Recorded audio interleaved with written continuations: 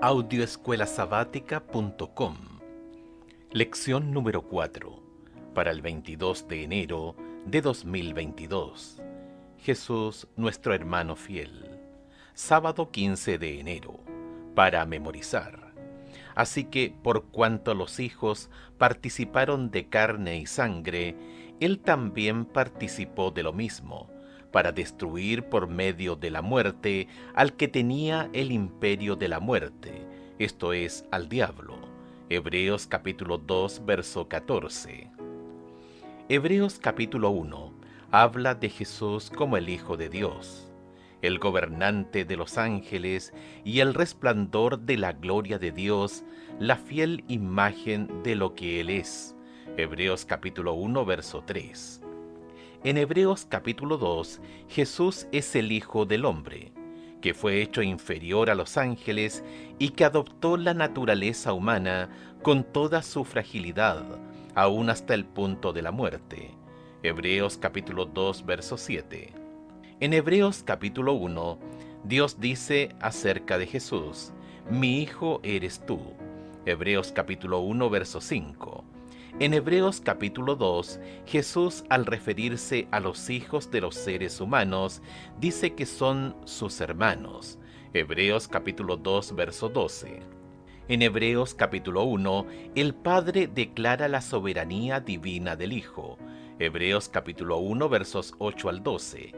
En Hebreos capítulo 2, el Hijo manifiesta su fidelidad al Padre. Hebreos capítulo 2, verso 13. En Hebreos capítulo 1, Jesús es el divino Señor, Creador, sustentador y soberano. En Hebreos capítulo 2, Jesús es el sumo sacerdote humano, misericordioso y fiel. En resumen, la descripción de Jesús como un hermano fiel y misericordioso se ve representada en la descripción del Hijo como la máxima manifestación del eterno Dios Creador. Hebreos capítulo 1, versos 1 al 4.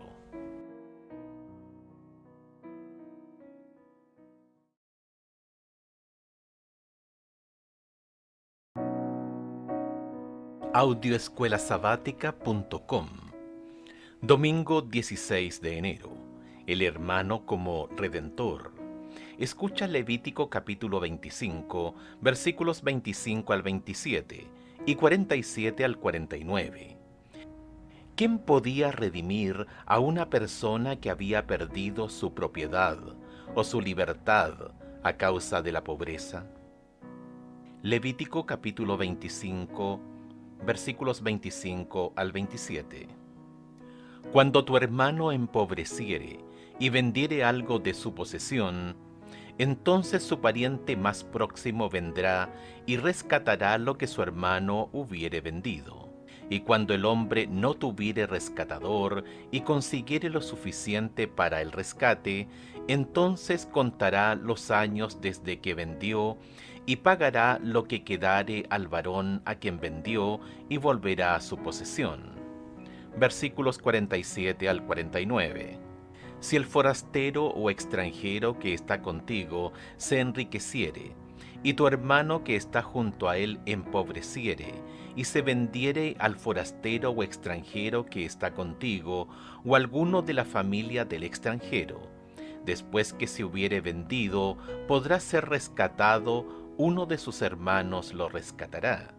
O su tío o el hijo de su tío lo rescatará, o un pariente cercano de su familia lo rescatará, o si sus medios alcanzaren, él mismo se rescatará.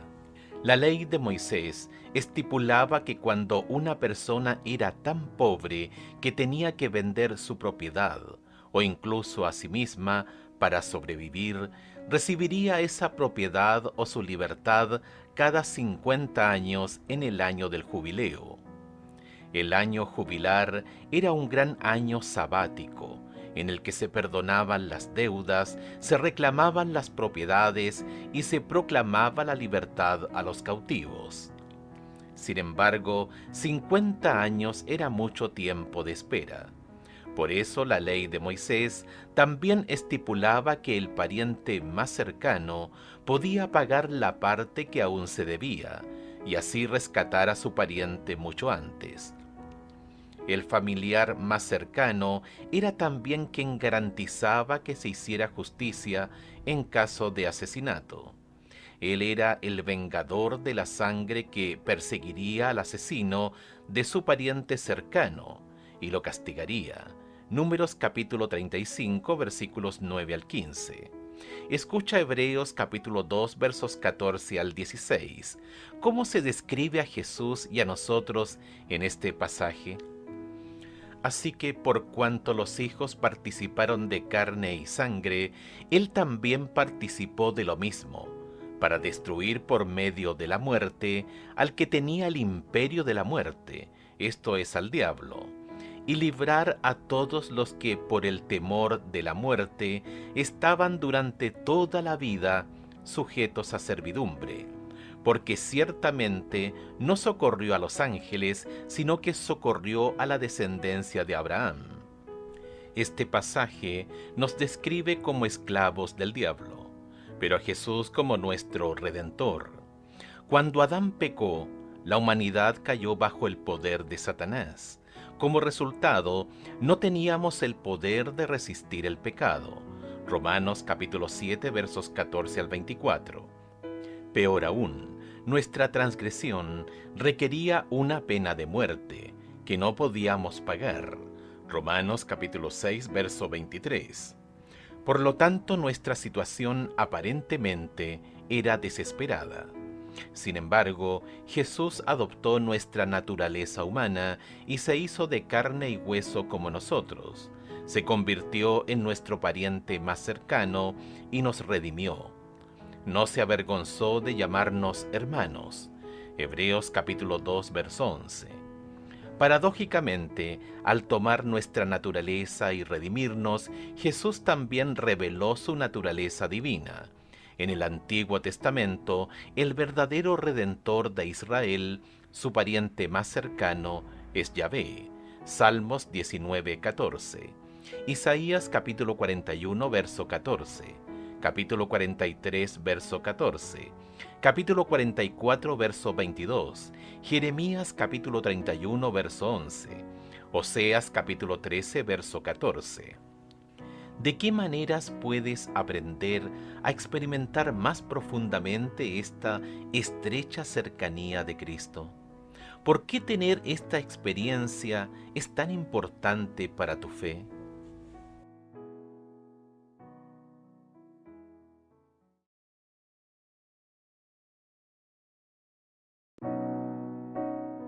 Audioescuelasabática.com. Lunes 17 de enero. No se avergüenza de llamarlos hermanos. Hebreos dice que Jesús no se avergonzó de llamarnos hermanos. Hebreos capítulo 2, verso 11. A pesar de ser uno con Dios, Jesús nos acogió como parte de su familia. Esta solidaridad contrasta con la vergüenza pública que sufrían los lectores de Hebreos en sus comunidades. Hebreos capítulo 10, verso 33. Escucha Hebreos capítulo 11, versículos 24 al 26. Las decisiones de Moisés. ¿De qué manera ejemplifican lo que Jesús hizo por nosotros? Por fe Moisés, hecho ya grande, rehusó llamarse hijo de la hija de Faraón, escogiendo antes ser maltratados con el pueblo de Dios que gozar de los deleites temporales del pecado, teniendo por mayores riquezas el vituperio de Cristo que los tesoros de los egipcios, porque tenía puesta la mirada en el galardón. ¿Te imaginas lo que significó que a Moisés lo llamaran hijo de la hija de Faraón? Era una figura poderosa en el imperio, más poderoso de la época. Recibió la más elevada formación civil y militar y llegó a ser personaje notable. Esteban dice que Moisés era poderoso en sus palabras y obras. Hechos capítulo 7, verso 22.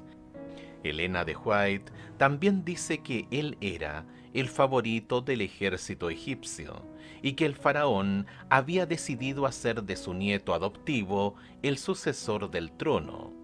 Ver Patriarcas y Profetas, página 250.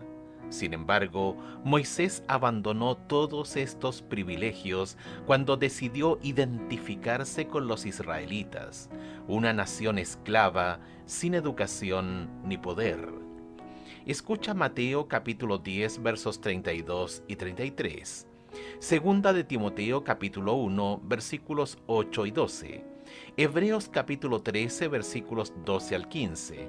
¿Qué nos pide Dios? Mateo capítulo 10 versos 32 y 33. A cualquiera pues que me confiese delante de los hombres, yo también le confesaré delante de mi Padre que está en los cielos. Y a cualquiera que me niegue delante de los hombres, yo también le negaré delante de mi Padre que está en los cielos. Segunda de Timoteo capítulo 1 versos 8 y 12. Por tanto, no te avergüences de dar testimonio de nuestro Señor ni de mí, preso suyo, sino participa de las aflicciones por el Evangelio según el poder de Dios. Por lo cual asimismo padezco esto, pero no me avergüenzo, porque yo sé a quien he creído y estoy seguro que es poderoso para guardar mi depósito para aquel día. Hebreos capítulo 13 versos 12 al 15. Por lo cual también Jesús, para santificar al pueblo mediante su propia sangre, padeció fuera de la puerta. Salgamos pues a él fuera del campamento, llevando su vituperio, porque no tenemos aquí ciudad permanente, sino que buscamos la porvenir. Así que ofrezcamos siempre a Dios, por medio de él, sacrificio de alabanza, es decir, fruto de labios que confiesan su nombre. Esto era parte del problema para los lectores de Hebreos. Después de sufrir persecución y rechazo, muchos de ellos comenzaron a avergonzarse de Jesús. Por sus acciones, algunos corrían peligro de exponer a Jesús a la vergüenza pública, en lugar de honrarlo. Hebreos capítulo 6, verso 6. Por lo tanto, Pablo constantemente llama a los lectores a retener la profesión de su fe. Hebreos capítulo 4, verso 14, capítulo 10, verso 23. Dios quiere que reconozcamos a Jesús como nuestro Dios y nuestro hermano. Como Redentor, Jesús ha pagado nuestra deuda. Como hermano, Jesús nos ha mostrado la manera en que debemos vivir para que seamos hechos conformes a la imagen de su Hijo, para que Él sea el primogénito entre muchos hermanos. Romanos capítulo 8, verso 29. Piensa por un momento en la decisión que Jesús tuvo que tomar para adoptarnos como hermanos. ¿Por qué la decisión de Jesús fue mucho más condescendiente que la de Moisés? ¿Qué nos enseña esto sobre el amor de Dios por nosotros?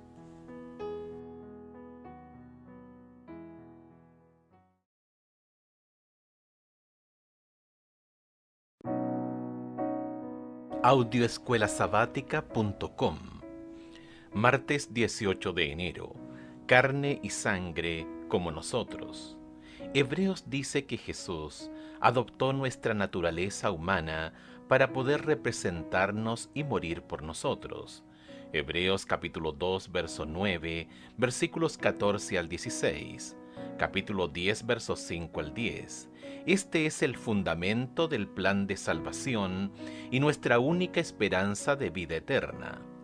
Escucha Mateo capítulo 6, verso 17, Gálatas capítulo 1, verso 26, Primera de Corintios capítulo 15, verso 50 y Efesios capítulo 6, verso 12. ¿Con qué deficiencias de la naturaleza humana relacionan estos pasajes la expresión carne y sangre? Mateo capítulo 16, verso 17. Entonces respondió Jesús: Bienaventurado eres Simón, hijo de Jonás, porque no te lo reveló carne ni sangre, sino mi Padre que está en los cielos. Gálatas capítulo 1, verso 16. Revelar a su Hijo en mí, para que yo predicase entre los gentiles, No consulté enseguida con carne y sangre. Primera de Corintios capítulo 15, verso 50. Pero esto digo, hermanos, que la carne y la sangre no pueden heredar el reino de Dios, ni la corrupción hereda la incorrupción. Efesios capítulo 6, verso 12.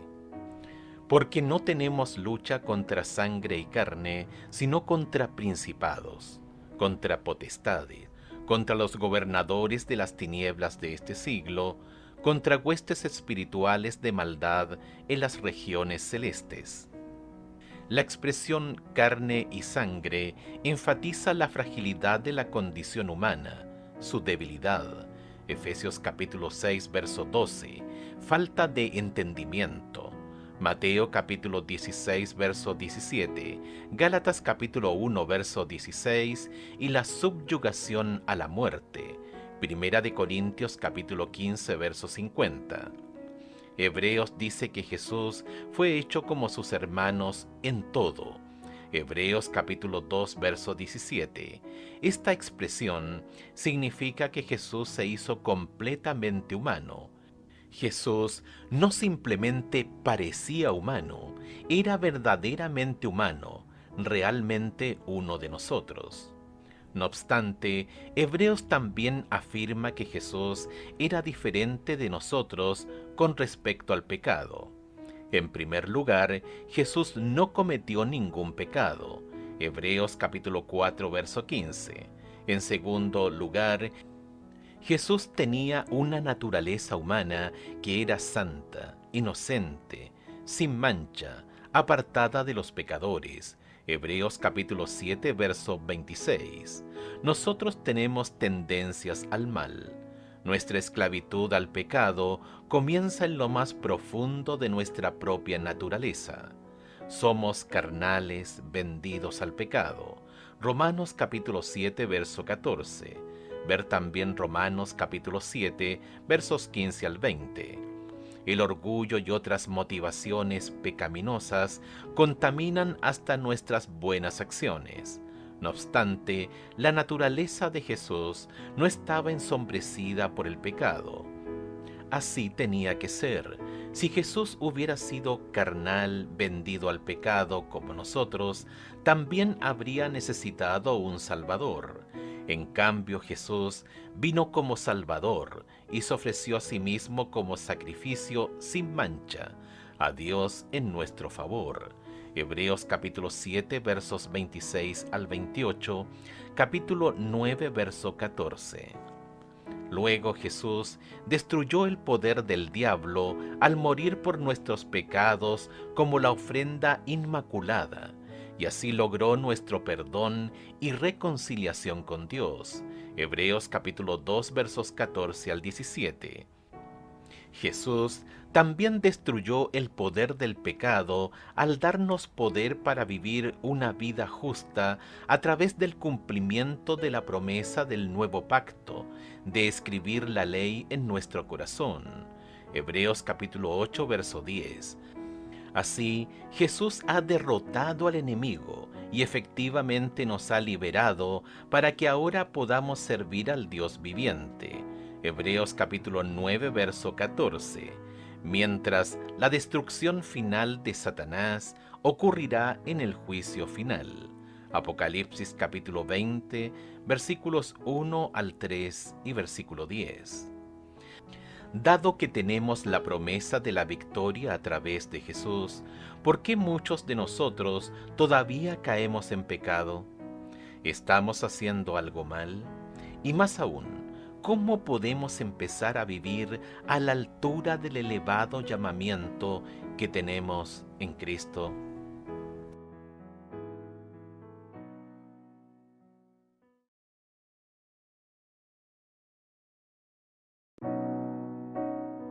Audioescuelasabática.com. Miércoles 19 de enero. Perfeccionado a través de sufrimientos. Escuche Hebreos capítulo 2 versos 10, 17 y 18 y capítulo 5 versos 8 y 9. ¿Cuál era la función del sufrimiento en la vida de Jesús? porque convenía a aquel por cuya causa son todas las cosas, y por quien todas las cosas subsisten, que habiendo de llevar muchos hijos a la gloria, perfeccionase por aflicciones al autor de la salvación de ellos. Versículos 17 y 18. Por lo cual debía ser en todo semejante a sus hermanos, para venir a ser misericordioso y fiel sumo sacerdote en lo que a Dios se refiere, para expiar los pecados del pueblo, pues cuanto él mismo padeció siendo tentado, es poderoso para socorrer a los que son tentados. Hebreos capítulo 5 versos 8 y 9. Y aunque era hijo, por lo que padeció aprendió la obediencia, y habiendo sido perfeccionado, vino a ser autor de eterna salvación para todos los que le obedecen. Y el apóstol dice que Dios, por medio del sufrimiento, tenía que hacer perfecto a Jesús. Esa expresión es sorprendente. El autor ha dicho que Jesús es el resplandor de su gloria y la imagen misma de su sustancia. Hebreos capítulo 1, verso 3, y que Él es sin pecado, sin mancha y santo. Hebreos capítulo 4, verso 15, capítulo 7, versos 26 al 28, capítulo 9, verso 14, capítulo 10, versos 5 al 10. Esto significa que Jesús no tuvo que superar ningún tipo de imperfección moral ni ética. Sin embargo, Hebreos dice que Jesús pasó por un proceso de perfeccionamiento que le aportó los medios para salvarnos. Jesús fue perfeccionado en el sentido de que estaba siendo equipado para ser nuestro Salvador. 1. Jesús fue perfeccionado mediante los sufrimientos para convertirse en el capitán de nuestra salvación. Hebreos capítulo 2, verso 10. Jesús tuvo que morir en la cruz como sacrificio para que el Padre pudiera tener los medios legales para salvarnos. Jesús fue la ofrenda sacrificial perfecta, la única. Siendo Dios, Jesús podía juzgarnos, pero gracias a su sacrificio, Jesús también puede salvarnos. 2. Jesús aprendió la obediencia a través de los sufrimientos. Hebreos capítulo 5, verso 8. La obediencia era necesaria por dos cosas. En primer lugar, la obediencia hizo que su sacrificio fuese aceptable. Hebreos capítulo 9, verso 14, capítulo 10, versos 5 al 10. En segundo lugar, sus sufrimientos le permitieron llegar a ser nuestro ejemplo. Hebreos capítulo 5, verso 9. Jesús aprendió la obediencia porque nunca había experimentado esto antes. Como Dios, ¿a quién tendría que obedecer? Como Hijo eterno y uno con Dios, el universo le obedecía como gobernante. Por lo tanto, Jesús no pasó de la desobediencia a la obediencia, sino de la soberanía y el dominio a la sumisión y la obediencia. El exaltado Hijo de Dios se convirtió en el obediente Hijo del Hombre. 3. Los sufrimientos revelaron que Jesús era un sumo sacerdote misericordioso y fiel. Hebreos capítulo 2 versos 17 y 18. Los sufrimientos no hicieron que Jesús fuese más misericordioso. Al contrario, fue la misericordia de Jesús la que hizo que Él se ofreciera para morir en la cruz para salvarnos. Hebreos capítulo 10 versos 5 al 10, comparar con Romanos capítulo 5 versos 7 y 8. No obstante, fue mediante los sufrimientos de Jesús que verdaderamente se expresó y se reveló la realidad de su amor fraternal. Si el Salvador sin mancha padeció, nosotros seguramente también sufriremos. ¿Cómo podemos aprender a soportar las tragedias de la vida y al mismo tiempo recibir esperanza y seguridad del Señor, quien nos ha revelado su amor de tantas formas poderosas?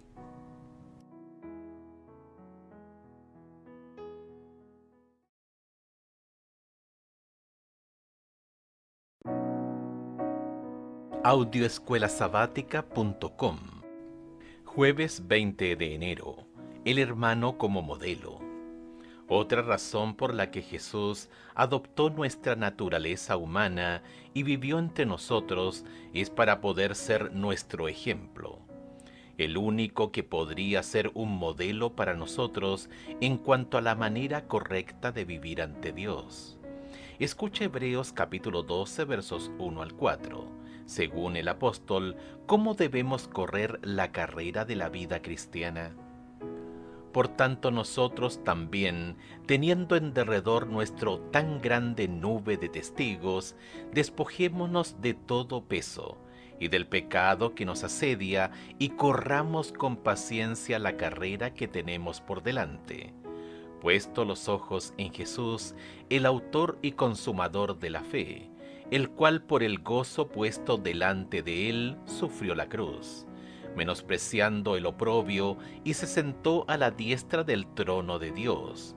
Considerad aquel que sufrió tal contradicción de pecadores contra sí mismo, para que vuestro ánimo no se canse hasta desmayar, porque aún no habéis resistido hasta la sangre, combatiendo contra el pecado. En este pasaje, Jesús es la culminación de una larga lista de personajes que el apóstol ofrece como ejemplos de fe. Este pasaje define a Jesús como el autor y consumador de la fe. La palabra griega archegos, autor, iniciador, también se puede traducir como pionero. Jesús es el pionero de la carrera en el sentido de que Él corre delante de los creyentes. De hecho, Hebreos capítulo 6, verso 20 dice que Jesús es nuestro precursor. La palabra consumador o perfeccionador da la idea de que Jesús había mostrado fe en Dios en la forma más pura posible. Este pasaje enseña que Jesús es el primero en correr nuestra carrera con éxito y que Él es quien perfeccionó el arte de vivir por la fe. Hebreos capítulo 2 verso 13 dice: y otra vez yo confiaré en Él. Y de nuevo, he aquí yo y los hijos que Dios me dio. Lo que ocurre aquí es que Jesús dijo que pondría su confianza en Dios. Esta referencia es una alusión a Isaías capítulo 8, versos 17 y 18. Isaías pronunció estas palabras frente a una terrible amenaza de invasión de Israel, el reino del norte y Siria. Isaías capítulo 7 versos 1 y 2. Su fe desentonaba con la falta de fe de Acaz, el rey. Segunda de Reyes capítulo 16 versos 5 al 18. Dios había exhortado a Acaz a que confiara en él y a que pidiera una señal de que lo liberaría. Isaías capítulo 7 versos 1 al 11. Dios ya le había prometido, como hijo de David, que protegería a Acaz como a su propio hijo. Ahora, Dios amablemente le ofreció a Acaz confirmar esa promesa con una señal. Sin embargo, Acaz se negó a pedir una señal y en cambio envió mensajeros a Tiglat-Pileser, rey de Asiria, diciendo: yo soy tu siervo y tu hijo. Segunda de Reyes capítulo 16 verso 7. Qué triste. Acaz prefirió ser hijo de Tiglat-Pileser antes que de Dios. Sin embargo, Jesús puso su confianza en Dios y en su promesa de que pondría a sus enemigos debajo de sus pies. Hebreos capítulo 1 verso 13, capítulo 10 versos 12 y 13. Dios nos ha hecho la misma promesa a nosotros y debemos creerle tal como lo hizo Jesús. Romanos capítulo 16 verso 20. ¿De qué otro modo podemos aprender a poner nuestra confianza en Dios si no es tomando decisiones diarias que reflejen esta confianza? ¿Cuál es la próxima decisión importante que debes tomar y cómo puedes asegurarte de que ésta revele tu confianza en Dios?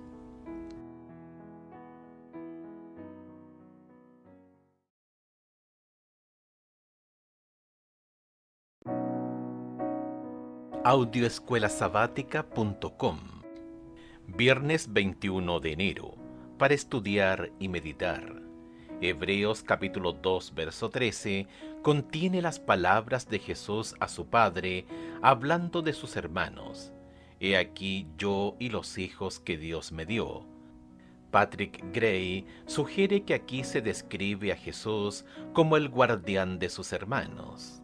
El sistema romano de tutela impoverum determinaba que a la muerte del padre, un tutor, a menudo un hermano mayor, se hacía responsable del cuidado de los hijos menores y de su herencia, hasta que alcanzaban la mayoría de edad, aumentando así el deber natural del hermano mayor de cuidar a sus hermanos menores.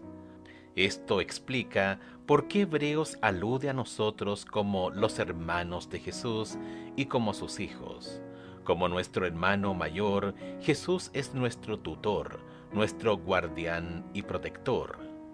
Cristo vino a la tierra tomando la humanidad y presentándose como representante del hombre para mostrar que en el concilio con Satanás, el hombre, tal como Dios lo creó, unido con el Padre y el Hijo, podían obedecer todos los requerimientos divinos. Mensajes Selectos, tomo 1, página 309. En su vida y sus lecciones, Cristo dio un ejemplo perfecto del ministerio abnegado que tiene su origen en Dios. Dios no vive para sí. Al crear el mundo y al sostener todas las cosas, está sirviendo constantemente a otros. Él hace salir su sol sobre malos y buenos y hace llover sobre justos e injustos. Mateo capítulo 5, verso 45. Este ideal de ministerio fue confiado por Dios a su Hijo.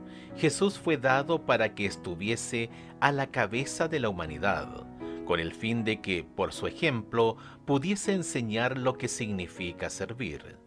Toda su vida fue regida por una ley de servicio. Sirvió a todos, ministró a todos. Deseado de todas las gentes, página 604. Preguntas para dialogar. 1. Hebreo nos dice que Jesús se convirtió en nuestro hermano para salvarnos. Piensa en lo que eso significa en términos de lo que Dios hizo para salvarnos. ¿Por qué entonces sería un error tan trágico darle la espalda a esta asombrosa realidad? 2. ¿Por qué es tan importante para nosotros que Jesús no haya nacido vendido al pecado como nosotros? Romanos capítulo 7, verso 14. Piensa en Moisés y por qué era importante para los israelitas que él no fuera un esclavo como ellos. La historia de Moisés, de alguna manera, ¿cómo nos ayuda a comprender lo que Jesús ha hecho por nosotros? 3. Reflexiona en el papel del sufrimiento en nuestra vida. ¿Por qué nunca debemos pensar que el sufrimiento en sí mismo es bueno, aunque a veces pueda salir algo bueno de él?